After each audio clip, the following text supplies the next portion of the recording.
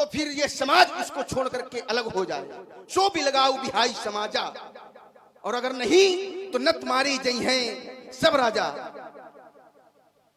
क्या धनुष भंजन हार को किसी भी तरह प्रकृति के किसी भी नियमावली के द्वारा उसको अलग किया जा सकता है?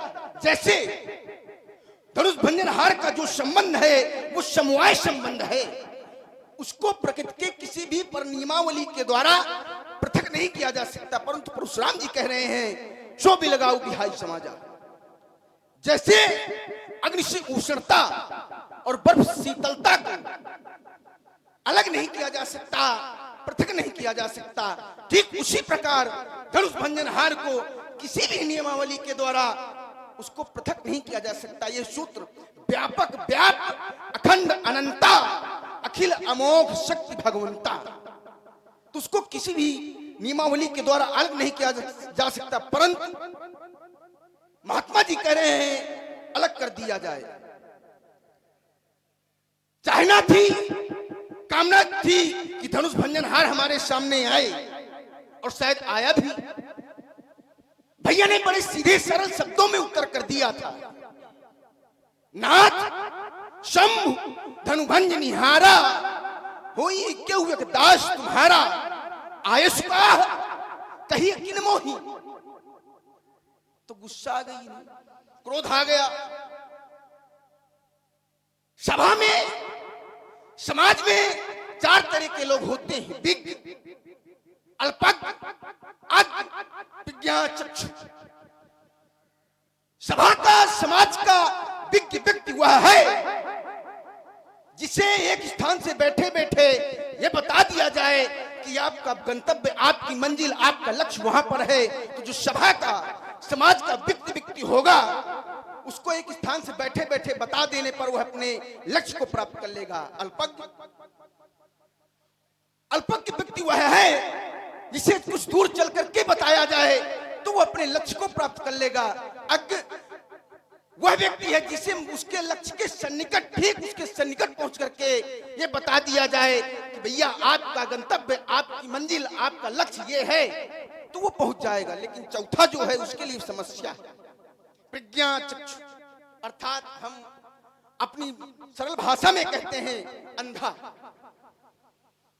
और अंधे व्यक्ति को संभवतः जब तक उसकी उंगली पकड़ करके उसके गंतव्य लक्ष्य तक नहीं पहुंचाया जाएगा वो पहुंच नहीं सकता।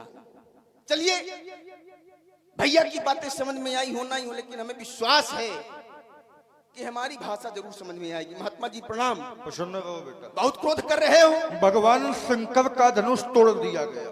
धनुष टूटने पर क्रोध कर रहे हो? हाँ हाँ। तो हम आपको एक बात बता दें। कौन सी? बहु धनु ही हाँ? तोरी ललिकाई कबहु न असरिस कीन गोसाई। तो क्या इस धनुष पर ममता? और अगर इस धनुष पर ममता है तो कई हेतु पूज्यपाद प्रातः स्मरणीय महामहोपाध्याय पर अधिकाचार्य कहे यही धनु पर ममता कही हेतु। हम पहले समझ गए थे कितने भले आदमी हैं। हाँ, विश्वामित्र जी समेत दोनों भाई प्रणाम करने के लिए आए।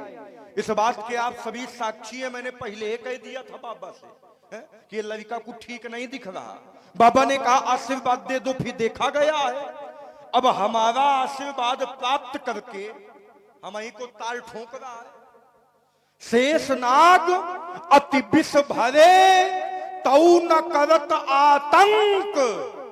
इधर देखो बीछी थोड़े जहर मां फिरे उठाए, वही स्थिति राजकुमार लक्ष्मण की।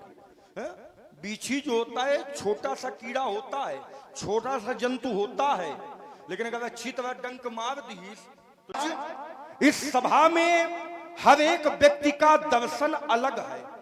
हर व्यक्ति ने अलग अलग भाव से देखा। देखो, हर व्यक्ति का दर्शन अलग होता है, हर व्यक्ति की दृष्टि अलग होती है, और हर व्यक्ति का चिंतन अलग होता है।